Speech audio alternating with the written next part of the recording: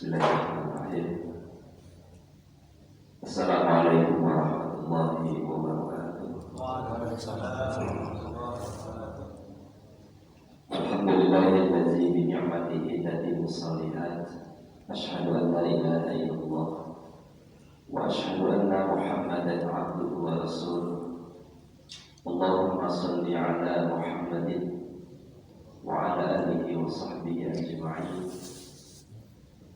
Amma ba'du, fa inna asdaqal hadits kitabullah wa khairul hadi hadi Muhammadin sallallahu alaihi wasallam.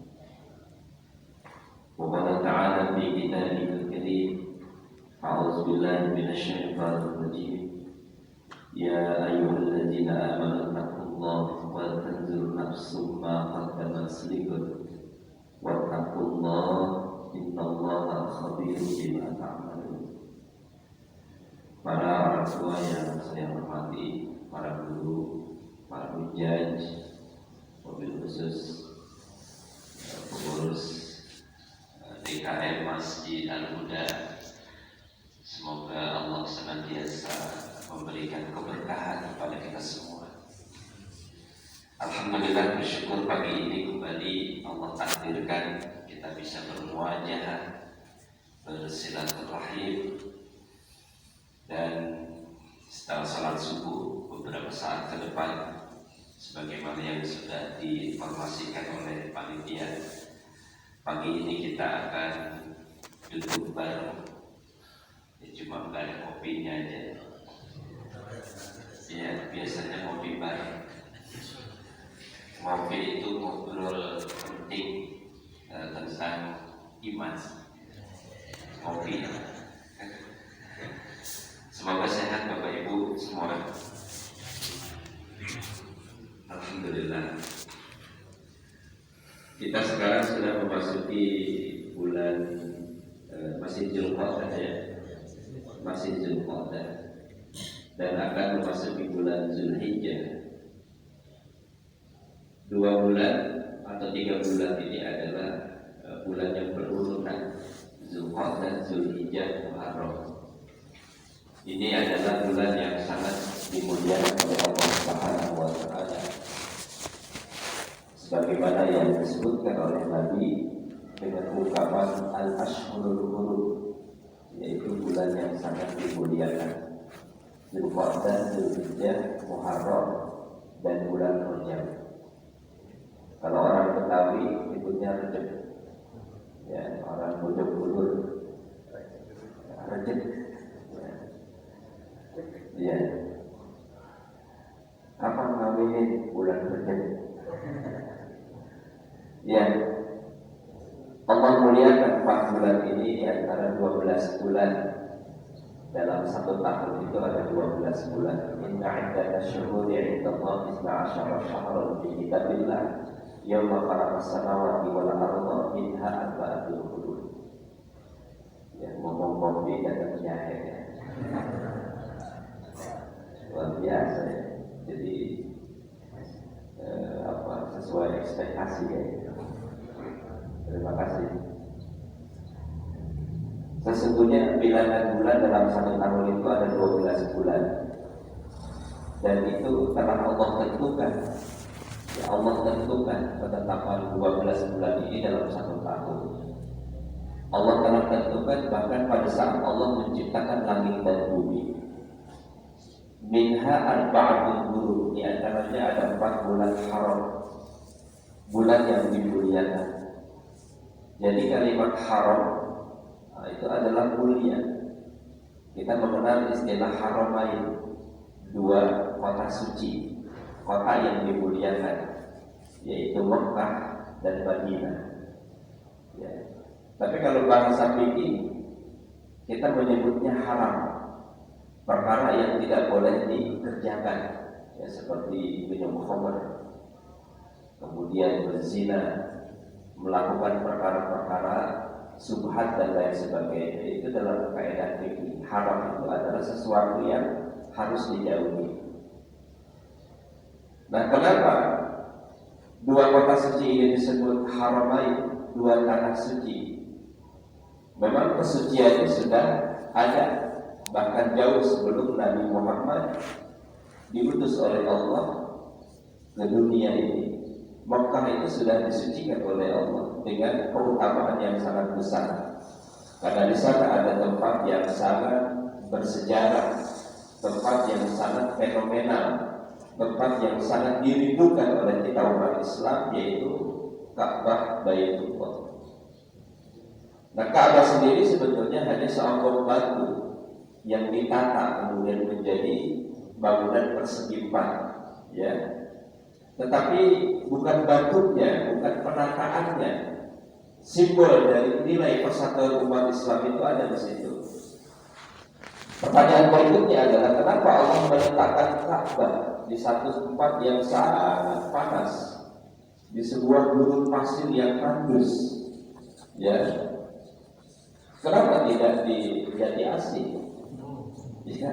Atau kenapa tidak di Bogor yang tempatnya sejuk, adem? Jadi kalau orang berhaji di Bogor, ya nggak perlu harus berpanas-panas dia, ya. Ya, ini qadarullah semuanya.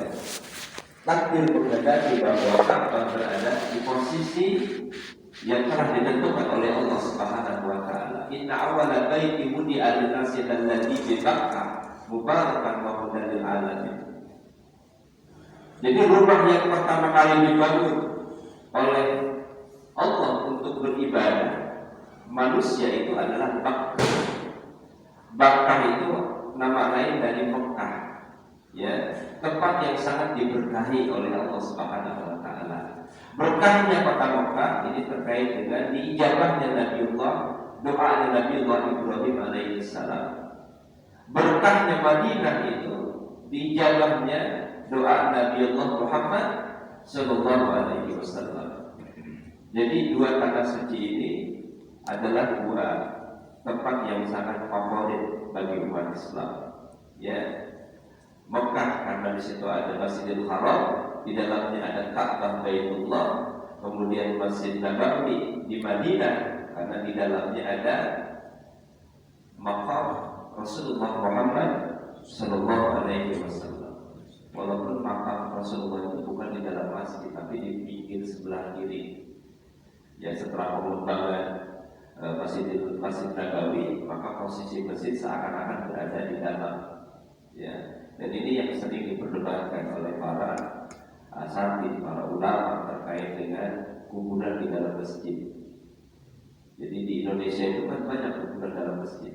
Ya, katanya di Madinah ada makam lagi di dalam masjid, ya kan? Ya. Padahal masjid yang ada di dalamnya kuburan itu tidak dibolehkan. Bapak Ibu sekalian, ada ibu-ibu ini, ada. Jadi sebelum kita bicara tentang haji, karena filosofisnya itu harus dipahami dari latar belakang sejarah, ya. Kenapa Ka'bah Baitullah itu ada di posisi titik Mekah itu? Dalam Al-Quran, Ka'bah itu disebut dengan ungkapan Ummul Qura. Ya, itu kan bumi, ibu. Qura itu bumi, Ummul Qura. Jadi induknya bumi, ya. Kemudian disebut Ka'bah itu Baitul Atiq, ya, rumah tua. Ya. Kemudian di daerah Mekah itu ada kota yang dikenal dengan kota Jeddah. Jeddah itu sebetulnya nenek tua, ya. Jadi kalau orang berhaji sebetulnya ketemu nenek, ya. Satu kota yang namanya Jeddah. Karena beberapa informasi mengatakan bahwa Ibunda Hawa itu dimakamkan di Jeddah, dikuburkan di Jeddah, ya. Walaupun orang-orang yang berhaji dan berumrah itu memang tidak penting mengunjungi tempat itu, karena memang ditutup juga. Wallahu a'lam. Saya pernah juga berusaha untuk ngintip-ngintip, tapi tidak bisa, sebab katanya dijaga ketat di sana. Dan menariknya di Mekah, di Madinah, tempat-tempat yang sangat bersejarah bagi kehidupan manusia, tempat-tempat yang bersejarah dalam sejarah peradaban Islam, itu tidak terlalu diperhatikan. Ya, dibiasakan saja, jadi tidak terlalu istimewa. Seperti misalnya kita menemukan ada satu tempat daerah namanya Hudaybiyah, ya, tempat di mana Rasulullah melakukan perjanjian dengan orang-orang kafir Quraisy pada saat di Madinah. Nah, tempat ini sekarang dijadikan tempat miqat. Tapi tidak istimewa tempatnya, biasa-biasa saja. Atau misalnya kalau kita melihat kuburan-kuburan di Madinah, di Mekah itu tidak istimewa, hatta itu adalah kuburan orang-orang istimewa. Ya, seperti di Maklah, kuburan Ibunda Khadijah. Ya, kalau kita ini luar biasa, kuburan seorang kiai yang dikasih rumah, dikasih penerang, padahal dia sudah terang harusnya. Ya, bahkan kalau orang yang bergelar kiai sepuh, apalagi sudah mendekati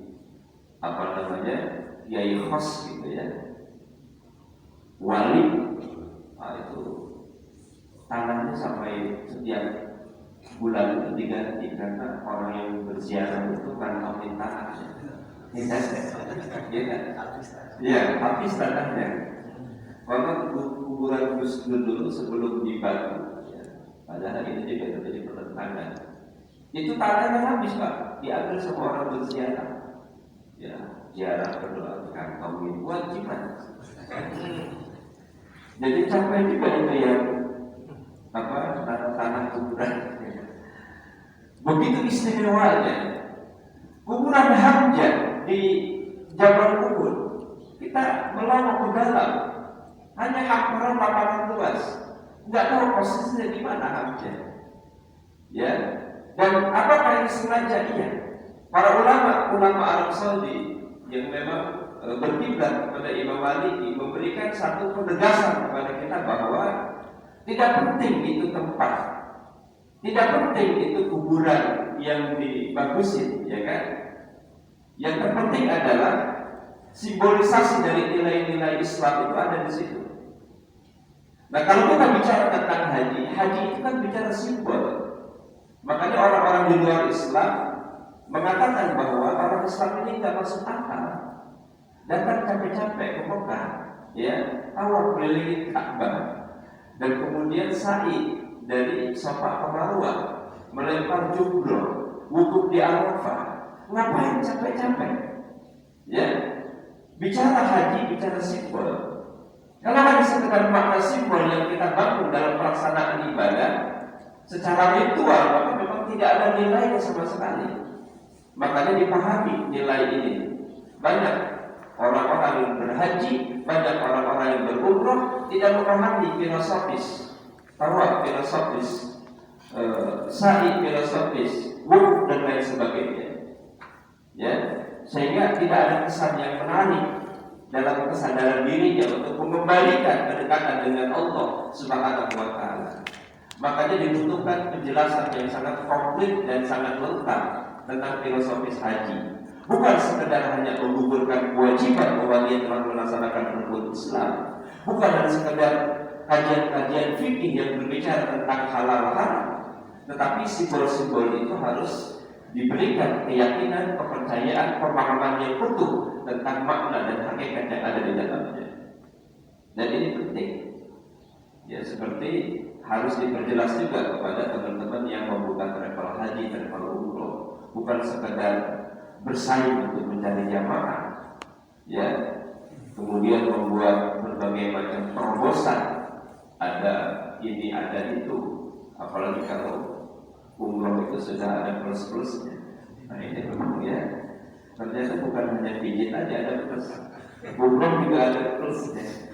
Ya, plus Palestina, plus Turki, plus Eropa, plus Dubai, plus macam-macam. Ya, saya walaupun boleh nggak ada masalah ya, tapi saya kurang ser gitu kalau umroh itu pakai ada plus-plusnya. Untuk orang yang berpikir nanti akan jauh lebih memikirkan wisatanya daripada ibadahnya, gitu Pak ya. Walaupun tidak ada masalah, ya kita juga harus tahu Turki, harus tahu Abu Dhabi, harus tahu Oman. Dan alhamdulillah saya sudah melintas beberapa negara. Ya, karena saya dibawa. Alhamdulillah Pak, saya haji umroh nggak pakai biaya Pak, nggak pakai duit, pakai dolar.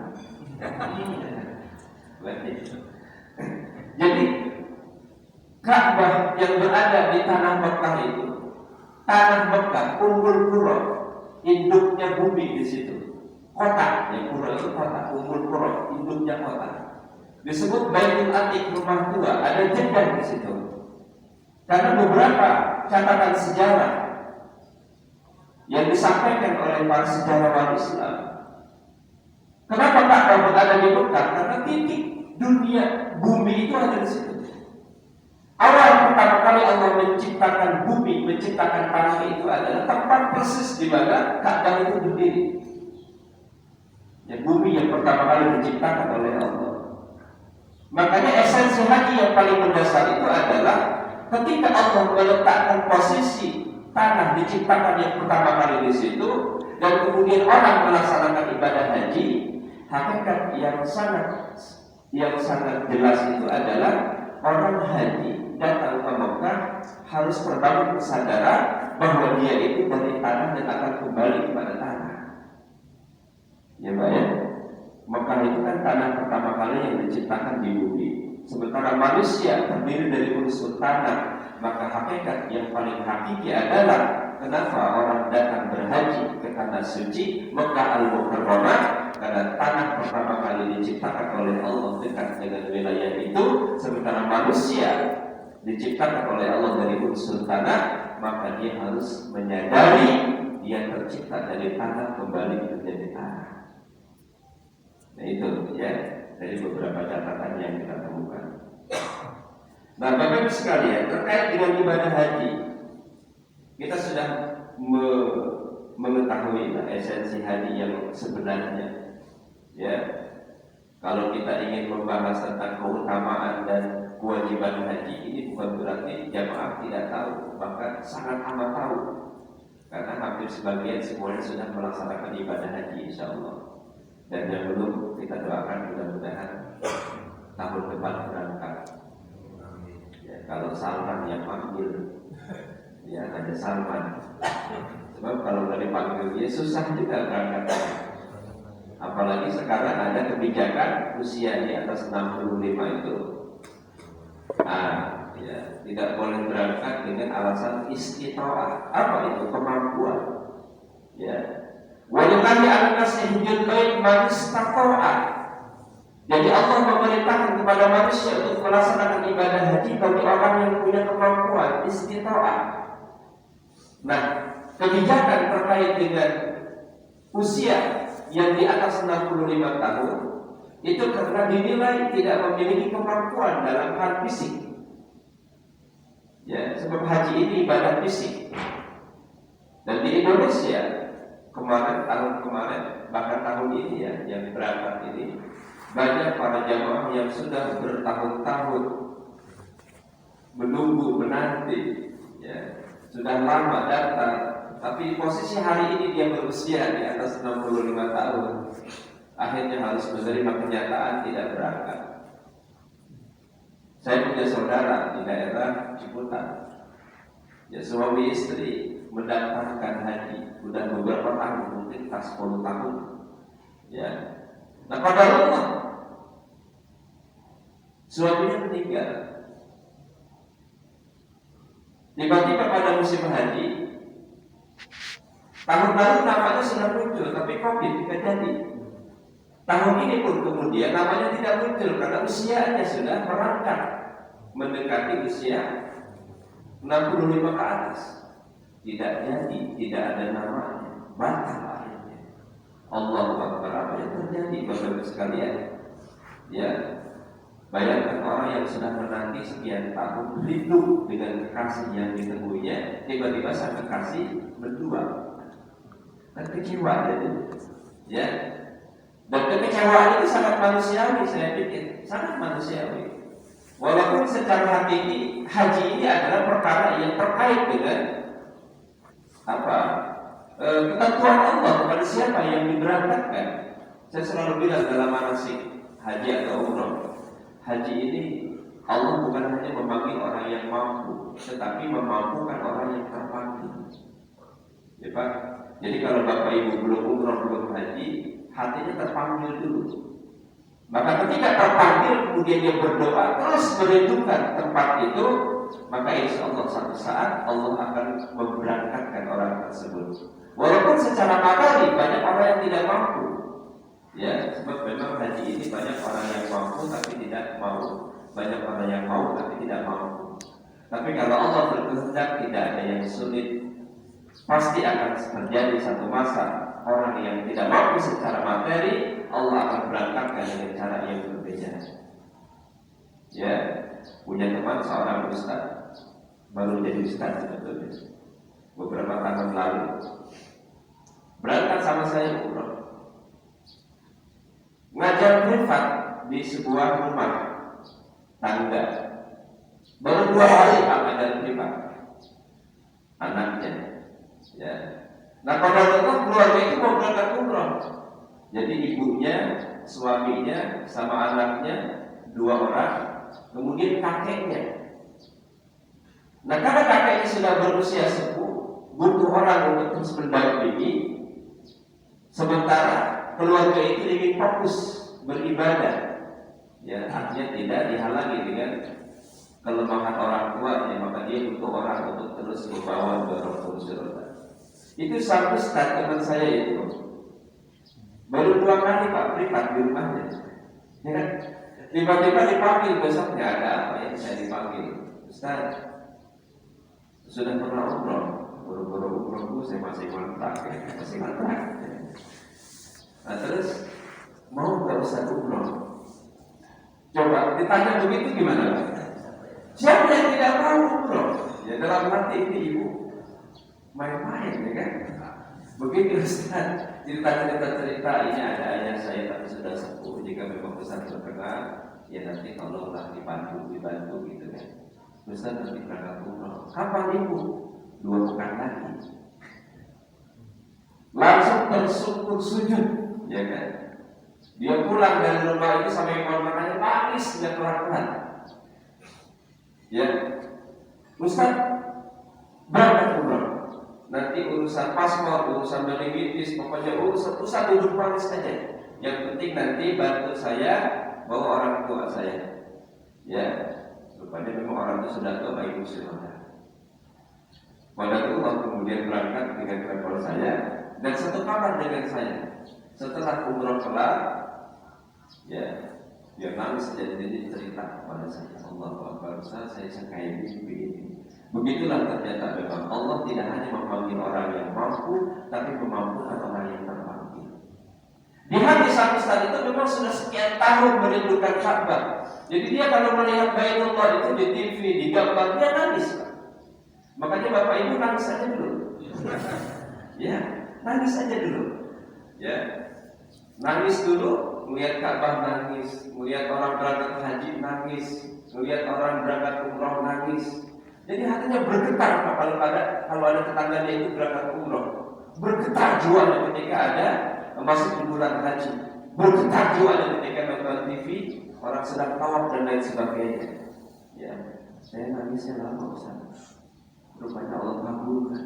Jujur saya tidak mampu secara materi, tapi Allah mampukan. Ya, jadi Allah tidak hanya memanggil orang yang mampu, tapi memampukan orang yang terpanggil. Dan itu dimensi yang berbeda dari istitoah. Sebab kemampuan dalam Islam terkait dengan ibadah haji, ya, berhubungan dengan perkara-perkara fisik, perkara ekonomi, perkara ilmu, ya, perkara materi. Jadi mampu secara materi, mampu secara fisik, mampu secara ilmu, mampu secara mental, dan mampu yang ditinggalkan dan yang pergi. Ya, mudah-mudahan Allah berikan kesempatan. InsyaAllah.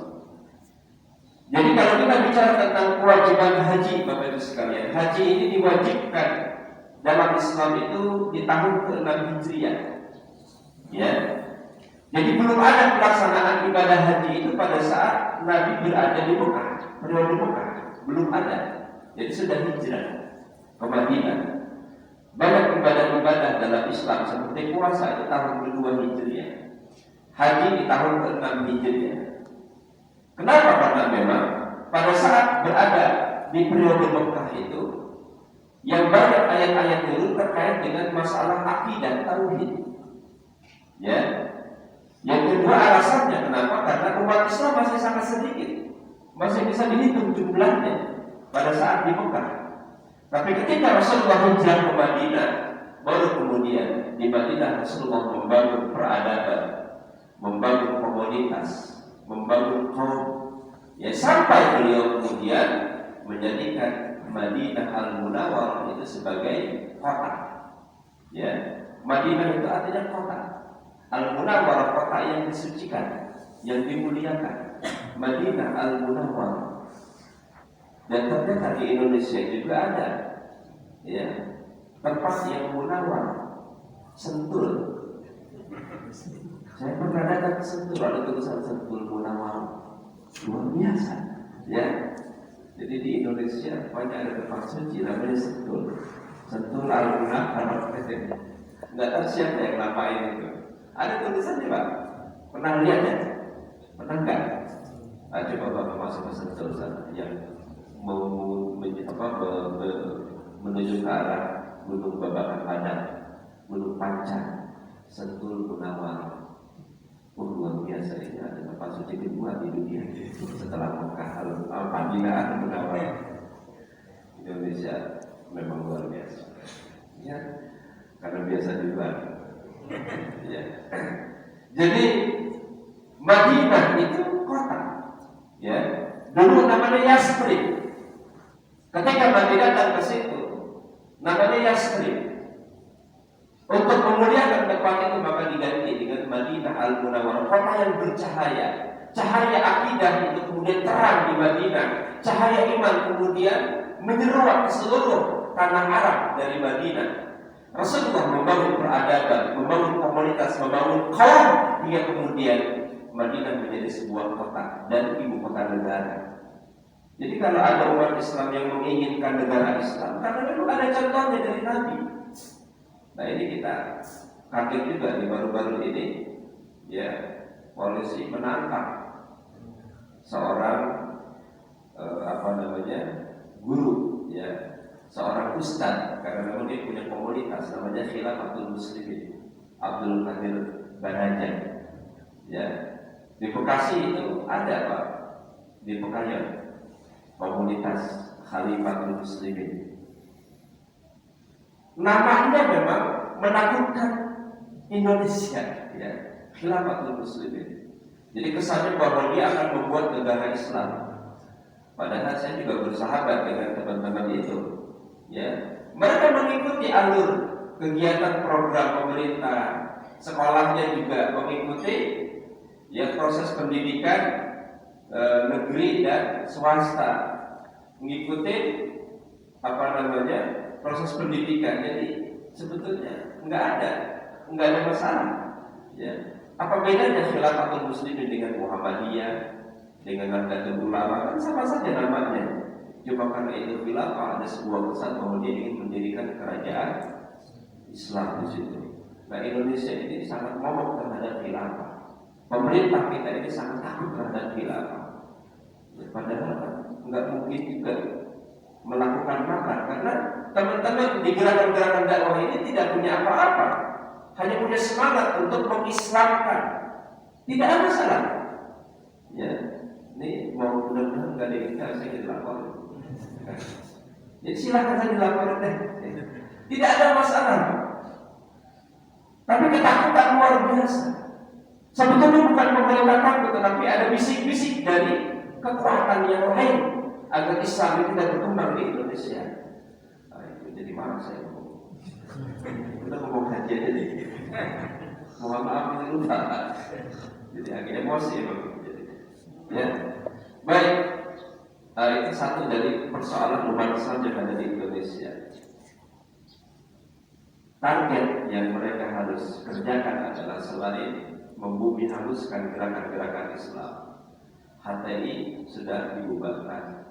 FPI yang produk Indonesia, FPI itu produk Indonesia. Kalau HTI itu kan produk dunia, ya kan? HTI dibubarkan. FPI dibubarkan. Ada target Muhammadiyah pun akan dibubarkan. Nanti lama-lama NU. Nah, NU belakangan karena memang banyak orang NU mengikut pemerintah. Ya, bisa jadi bocorin ya. Baik, jadi Bapak Ibu sekalian, jadi haji itu merupakan sarana komunikasi ditetapkan oleh Allah tahun ke-6 Hijriah. Ya, apakah haji itu wajib? Ya. Sebab kalau tidak wajib hukumnya, maka tidak ada di dalam Al-Quran ketetapan dalilnya. Ya, dalil-dalil yang berkaitan dengan haji ini banyak sekali. Dan memang Rasulullah mengatakan bahwa kewajiban ibadah haji itu dilaksanakan bagi seorang muslim cukup dalam seumur hidup sekali. Ya, sebab sahabat pernah bertanya, ya Rasulullah, apakah haji itu dilakukan hanya sekali seumur hidup? Nah, ya andaikan aku perintahkan kalian melakukan ibadah ini setahun sekali, maka kalian tidak akan mampu. Karena ibadah haji ini ternyata memang berhubungan dengan banyak faktor. Ya, tapi salat, puasa, zakat dilaksanakan itu setiap tahun. Salat setiap hari, zakat setiap tahun jika memang sudah datang nisabnya. Ya, puasa juga dilakukan untuk yang wajib setahun sekali bulan Ramadan, tapi ada puasa sunnah yang dilakukan boleh setiap pekan. Ada puasa Senin Kamis, ada puasa Yaumul Bid, ada puasa yang berkaitan dengan momentum bulan-bulan haram. Seperti bulan Muharram ada puasa yang dikenal dengan puasa Asyura. Ya, puasa Asyura tanggal 10. Imam Ibnu Taimiyah mengatakan puasa di bulan Muharram itu yang paling baik adalah puasa Asyura tanggal 10. Tapi karena Nabi pernah memberikan isyarat kepada sahabat untuk membedakan antara orang-orang kafir, orang-orang Yahudi, maka tahun depan kita akan melaksanakan puasa di tanggal 9-nya yang dikenal dengan puasa Tasyura. Jadi bulan Muharram itu ada puasa Tasyura, ada puasa Asyura. Tasyura itu adalah puasa di hari ke-9 di bulan Muharram, dan Asyura di tanggal 10 untuk membedakan antara orang-orang Muslim dengan orang-orang Yahudi. Kenapa? Karena puasa Asyura itu sudah dilakukan jauh sebelum Islam.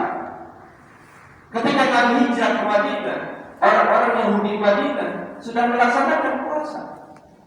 Bertanya Rasulullah kepada mereka, kenapa kalian melaksanakan puasa? Kami bersyukur kepada Allah yang terkait dengan selamatnya Nabi Musa alaihissalam dalam kejaran Fir'aun. Jadi pengikut-pengikut Nabi Musa mensyukuri keselamatan beliau dengan melaksanakan puasa. Ya, jadi itu mereka adalah disebut dengan ahlul kitab. Jadi orang-orang Yahudi dulu, orang-orang Nasrani dulu, kalau mengikuti jalur Injil yang dulu-dulu itu masih disebut ya ahlul kitab. Mereka orang-orang yang berakidah Islam, bertauhid kepada Allah. Nah, mulailah ada perubahan-perubahan dalam akidah mereka, termasuk Nasrani, Yahudi, Majusi dan lain sebagainya.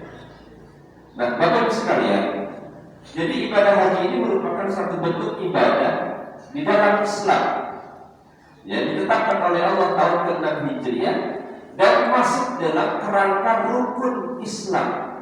Bunyal Islamu ala khamsin syahadati alla ilaha illallah wa iqamis shalah wa ita'iz zakat ya wa shaumi ramadan wa hajjul bait. 5 rukun Islam ini, karena dia rukun fondasi, maka hukumnya wajib. Ya, syahadat, salat, puasa, zakat, haji. Maka karena dia hukumnya wajib, orang-orang yang punya kemampuan diberikan istita'ah kemampuan oleh Allah, maka ketika dia mampu tapi tidak punya keinginan, ketika dia mampu tapi tidak punya cita-cita untuk berhaji, ketika dia punya kemampuan tapi mereka yang menunggu-nunggu, menanti-nanti pelaksanaan ibadah haji, maka beberapa ulama masuk menggolongkan mereka adalah orang-orang yang kafir.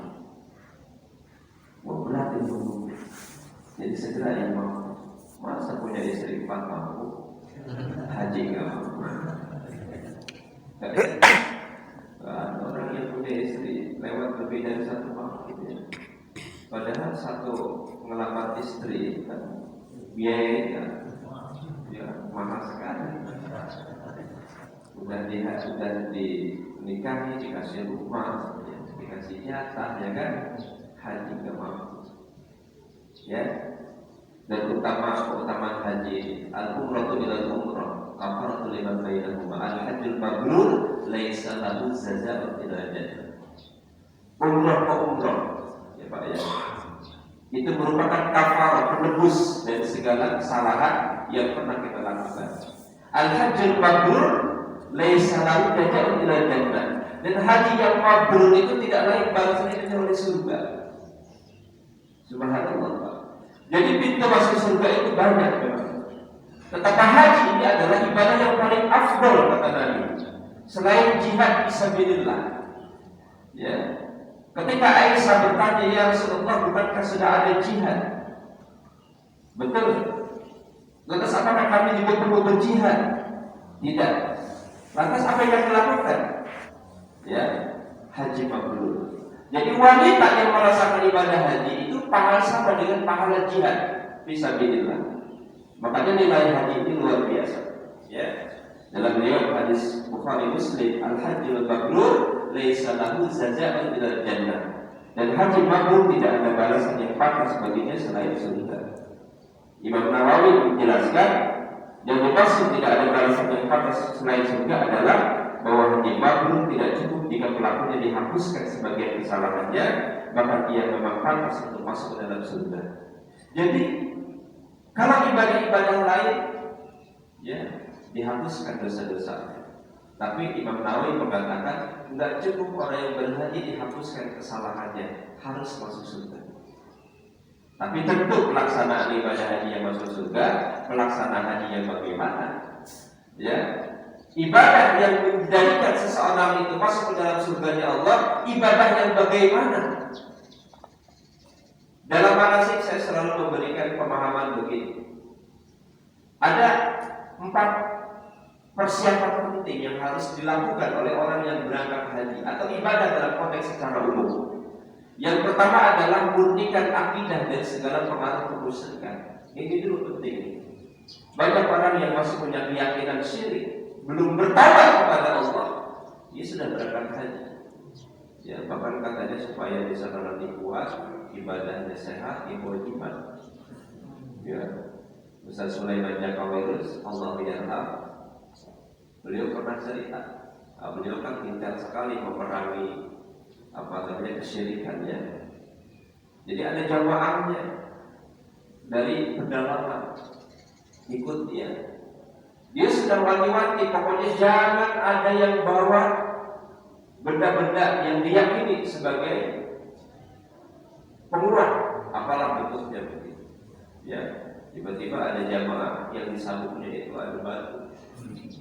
Terus ada apa yang tulisan raja. Jadi dikasih sama gurunya, ini kalau nanti kamu di sana ada masalah, air diletakkan di sabuk. Ya, sabuk orang haji itu kan seperti sabuk gerbang pintu. Jadi isinya banyak di sini tadi. Ya, jadi isinya banyak, ada buat real, buat macam-macam. Harus ada raja. Ini apa ini kita bisa Sulaiman? Ya, ini besar dari guru saya supaya nanti di sini saya kuat jalan. Kemudian kalau laparnya ditahan lapar. Ya. Setitik syirik di bawah haji maka tidak diterima oleh Allah ibadahnya. Setitik syirik, apalagi sebutkan. Ya. Makanya inti haji sebetulnya apa? Tauhid. Ruh haji itu ada dalam kalimat talbiyah, labbaik Allahumma labbaik, labbaik la syarika lak, labbaik innal hamda wa ni'mata lak wal mulk la syarika lak. Ini adalah jawaban dari panggilan Allah melaksanakan ibadah haji. Labbaik Allahumma labbaik. Ya Allah, kami memenuhi panggilan-Mu ya Allah. Labbaik la syarika lak. Kami memenuhi panggilan-Mu dan kami tidak menyebutkan. Ya, la syarika ini intinya. Semua ibadah intinya tauhid, dan haji merupakan ruhnya tauhid. Ruhnya tauhid. Karena dalam ibadah haji semua praktek ibadah dalam Islam itu ada. Ya, ada sholat, ada puasa, ada wukuf, ada kurban, macam-macam di sini. Ya, belum nanti kita bicara tentang kemuliaan bulan haji, bulan Dzulhijjah. Itu luar biasa Bapak Ibu sekalian. Jadi Allah memberikan 4 bulan haram di antara 12 bulan itu supaya kita mengisinya dengan kebaikan, dengan ketaatan, dengan kesempurnaan ibadah. Jangan sampai seluruh aspek kehidupan kita, ya, setiap bulannya itu banyak maksiat. Allah luar biasa memberikan kesempatan banyak waktu. Ya, jadi haji nilainya surga. Yang kedua, pahalanya seperti jihad fisabilillah. Yang ketiga, haji akan menghapuskan kesalahan dan dosa-dosa. Man hajja lillahi falam yarfus wa lam yafsuq raja'a yawmi waladatu ummuh. Siapa yang berhaji ke Ka'bah, ya, lalu tidak berkata-kata serorok, yarfus itu rafas, ya, rafasa wala jidal, tidak rafas, tidak jidal, tidak berkata-kata jorok. Rafas itu perilaku yang berhubungan dengan apa namanya, syahwat, ditahan semua. Siapa yang berhaji ke Ka'bah lalu tidak berkata-kata serorok dan tidak berbuat fasik, busuk, ya, maka dia pulang ke negerinya sebagaimana ketika dilahirkan oleh ibunya. Allahu Akbar. Fitrahnya kembali suci. Dilahirkan, walaupun bapak nggak jadi bayi lagi, tua tetap tua, ya, nggak jadi muda lagi ketika pulang haji, tetap tua. Tapi nilai kebaikan diri itu menjadi bersih, suci. Itu catatan kalau orang yang berhaji itu yang pertama murnikan akidah. Yang kedua sempurnakan ibadah, tinggalkan segala macam bentuk riya dan kemunafikan. Jadi tambah lagi bid'ah, riya dan kemunafikan, tinggalkan itu. Jangan berharap orang haji itu hanya sekedar titel. Mahal sekali huruf H di depan nama kita. Ya sayang sekali kita membuat ratusan juta hanya untuk meletakkan huruf H di depan nama kita. Ya, pulang haji nggak disebut haji marah. Lu tahu nggak, sudah haji 2 kali. Kata Haji Muhyiddin. Ya, sekarang udah nggak ada Pak tukang bubur naik haji. Tukang bubur itu udah punya perusahaan sekarang. Ya. Haji itu bukan semata nama di depan nama, tapi dia rukun Islam. Sama dengan salat, dengan puasa, dengan zakat, ya kan? Orang selesai sholat subuh dan disebut namanya S Muhammad. Kok ada S Pak? Iya, habis sholat. Ya. Zakat nggak disebut namanya Z Ahmad Ansari. Kok ada Z Ustaz? Iya, saya harus bayar zakat. Haji juga begitu. Udah biasa-biasa saja. Tidak ada kebanggaan dalam hidup, tidak ada kebanggaan dalam nama, tidak ada kebanggaan di dalam praktek muamalah. Yang ada adalah mabrur. Apa itu mabrur? Ya, mabrur itu kata Rasulullah ketika ditanya apa itu haji mabrur, apa ciri haji mabrur? In'amut ta'am wa tibul kalam, kata Nabi. Ciri orang yang haji mabrur itu adalah in'amut ta'am. Ketika dia selesai melaksanakan ibadah, nilai sosialnya semakin dalam, sering memberikan makan orang, sering bersedekah, sering berinfak, sering berzakat. Ya, Amr Ta'ala memberikan makan. Yang kedua, timbul kata kata-katanya semakin sejuk, tidak menyakiti orang lain, sikapnya semakin ramah, taatnya kepada Allah semakin kuat. Itu haji mabrur. Jangan ketika pulang haji umroh, banyak orang yang tidak sholat lagi Pak, karena sudah menduga sholat di Masjidil Haram dan Masjid Nabawi pahalanya banyak. Ya, kata Nabi, sholat di masjidku, Masjid Nabawi, 1 kali sholat pahalanya setara dengan 1000 kali sholat di tempat lain. 1 kali sholat di Masjidil Haram Mekah itu pahalanya setara dengan 100.000 kali sholat di tempat lain. Jadi kalau di sana 40 hari berhaji, itu aja sholat berapa kali di Masjid Nabawi, ya kan? Dikalikan kemudian sekian. Luar biasa. Berarti saya juga sholat juga malah masih banyak. Itu namanya haji marduk. Haji bagus ya, bukan haji mabrur. Nah, ini. Ya, bukan kebanggaan haji. Haji itu kan ibadah yang sangat berpotensi riya. Ya, apalagi di kampung Pak itu kalau berhaji, masya Allah. Saya tadi ikut kantor Pak. Ya, satu RT itu mampir ke asrama haji. Padahal sampai di sana itu nggak ngapa-ngapain. Nggak ketemu juga yang mau berhaji. Sebab orang masuk asrama ya sudah nggak boleh masuk ya kan. Kalau dulu di asrama haji Pondok Gede dulu waktu saya kecil masih bisa. Ketika kakek saya mau berhaji masih bisa masuk asrama. Nah, sekarang kan nggak bisa kan.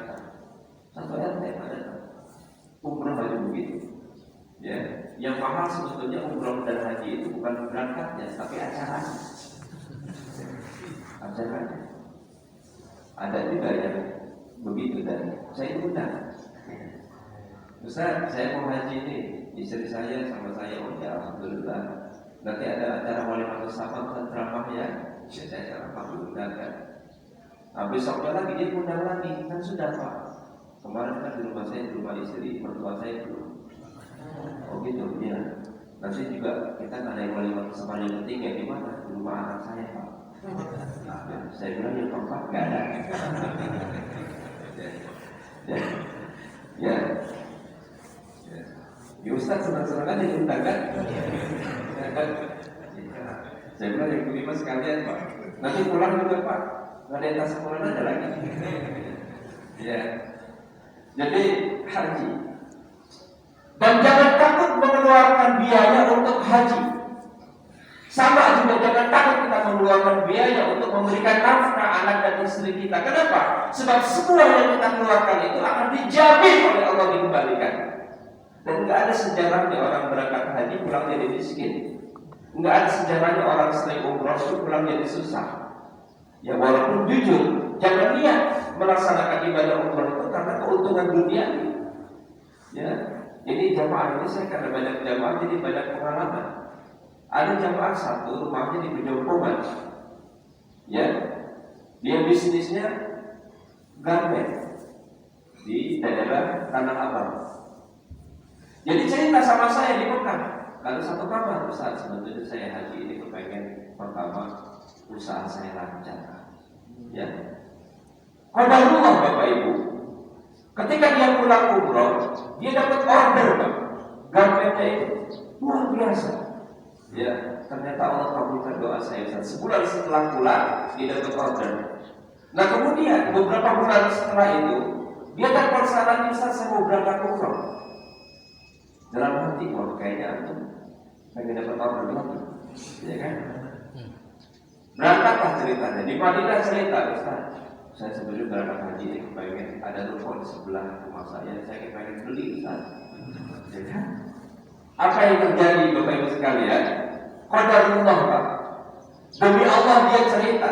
Telepon saya Ustaz, alhamdulillah ya Allah, saya dapat order banyak jadi ruko yang sebelah bisa saya beli. Ya kan? Ya. Padahal saya sudah berulang kali umroh, enggak juga bisa beli tanah sebelah. Ternyata apa kata Nabi? Innamal a'malu binniyat wa innamal likulli imri'in ma nawa. Sesungguhnya segala perbuatan itu berdasarkan niat dan seseorang akan mendapatkan apa yang dia niatkan. Apa yang dia niatkan? Bisnisnya lancar, dapat ruko, ya kan? Dia belum berangkat yang ketiga ini. Ya, Allah kasih Pak. Tapi nilai dunia itu hanya sebatas dunia yang dia dapat. Perjalanan umrah dan haji yang tidak dapat nilai ibadah, tapi dia mendapat nilai dunia kata nilainya itu. Ya, ada seorang sahabat hijrah bersama Rasulullah, bersama para sahabat, tapi dia hijrah bukan karena iman, hanya karena ingin bertemu dengan wanita yang dikasihinya. Maka dia bertemu dengan wanita yang dikasihinya. Maka Rasulullah kemudian mengatakan, itulah yang dikaitkan dengan dalil niat. Innamal a'malu binniyat wa innamal likulli imri'in ma nawa.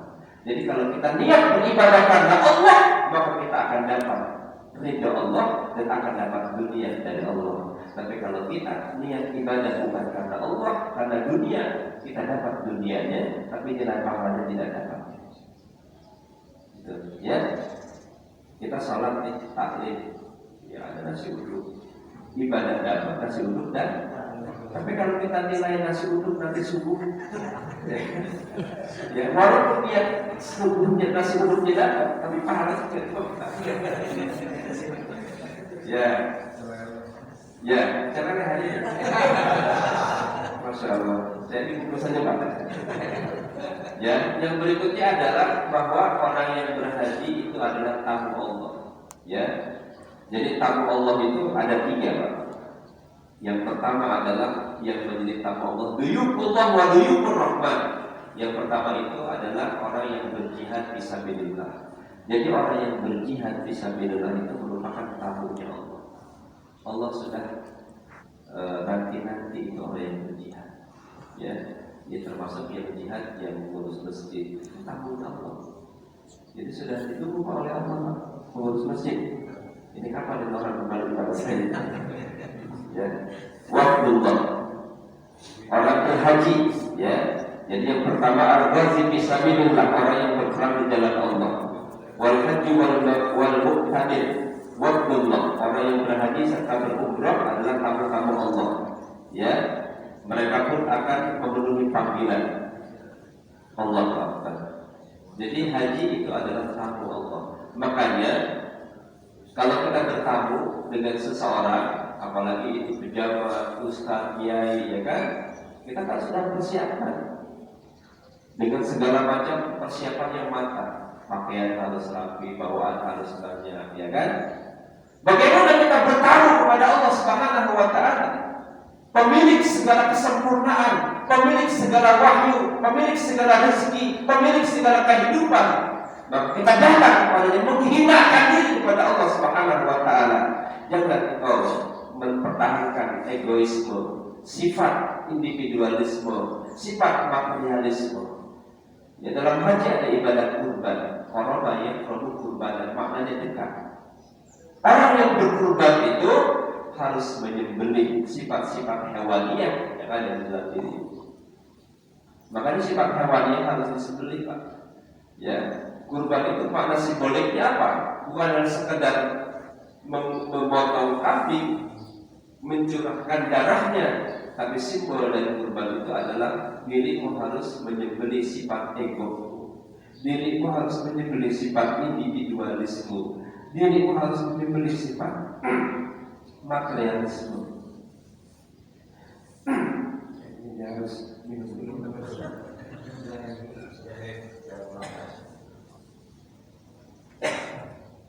Ya, hebat. Kalau saya ini jadi singkatan, ya dan happy.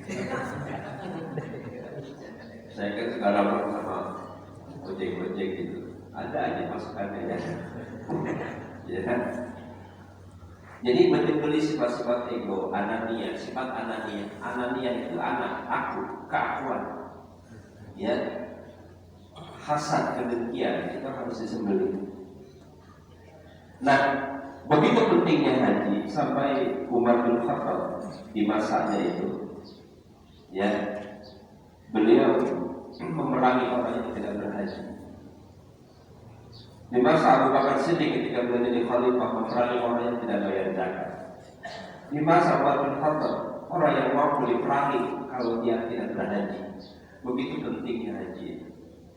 Ya, wajib nas bil haji yaitu rijalan wa ala kulli dhamir yatina min kulli fajjin amin. Dan berserulah kepada manusia untuk mengerjakan haji, misalnya mereka akan datang kepadamu dengan berjalan kaki mengendarai unta, ya, yang datang dari sebelah penjuru yang jauh. Supaya apa? Liyashhadu ma fi'alahu, supaya mereka menyaksikan berbagai manfaat bagi mereka. Jadi inilah satu pilar di mana Islam memberikan kita nilai-nilai kebaikan dalam ibadah itu. Ya, yang penting murnikan akidah dan segala pengaruh kemusyrikan, sempurnakan ibadah dan segala pengaruh bid'ah dan kemunafikan. Yang ketiga, bersihkan hati dari segala macam kotoran dosa dan kemaksiatan. Dan yang keempat, ikhlaskan ukhuwah. Yang tinggalkan segala macam kebencian, dengki, permusuhan dan lain sebagainya. Ketika 4 poin ini sudah kita mampu lakukan, maka berangkatlah kalian. Ya, Jangan kau takut kepada keluarga yang kau tinggalkan. Jangan kau khawatir kepada harta yang kau keluarkan. Sebab semuanya akan diganti oleh Allah Subhanahu wa Ta'ala. Amin. Ya Allah ya Rabbal Alamin. Ya, ini aroma sudah ada. Jam 6 sudah lewat ya. Jadi intinya adalah mari kita bangun kesadaran ibadah bukan hanya sebatas haji. Karena rangkaian ibadah haji itu kan harus diawali sebelumnya dengan syahadat, dengan sholat, dengan puasa, dengan zakat. Orang yang haji saja tidak sholat, ya ibadahnya tergantung. Orang yang haji saja tidak puasa, tidak zakat, apalagi tidak bersyahadat, tidak diterima oleh Allah. Maka jangan hanya karena kita sudah berhaji kemudian bangga dengan haji kita, seakan-akan kita sudah menyempurnakan rukun Islam. Belum. Salat dulu ya. As-salawatul khamsu wal jumu'atu ila jumu'ah wa ramadhanu ila ramadhan mukaffiratun lima bainahunna idza tutibatul kabair. Mulai dari salat 5 waktu, mulai dari salat Jumat yang kita kerjakan, dari Ramadan ke Ramadan puasa, lalu kemudian melaksanakan ibadah haji merupakan kafarat penebus dari segala dosa dan kesalahan yang kita lakukan. Jadi kalau kita menyempurnakan rukun Islam dengan benar dari konsep akidah pada saat kita mengucapkan syahadat, ya, menafikan seluruh gerak kesyirikan dalam hidup kita, maka insya Allah seluruh ibadah kita diterima oleh Allah Subhanahu wa Ta'ala. Ma'asyiral muslimin rahimakumullah, mudah-mudahan bermanfaat dan selalu diberikan sehat oleh Allah. Kita doakan saudara, sahabat, orang tua, tetangga yang tahun ini diberikan kemampuan untuk berangkat ke tanah suci. Semoga Allah lancarkan perjalanannya, Allah sehatkan badannya, Allah mudahkan manasiknya, dan Allah jadikan hajinya haji yang mabrur. Insyaallah. Subhanallahumma wa bihamdihi asyhadu an la ilaha illa anta astaghfiruka wa atubu ilaik. Mohon maaf. Assalamualaikum warahmatullahi wabarakatuh.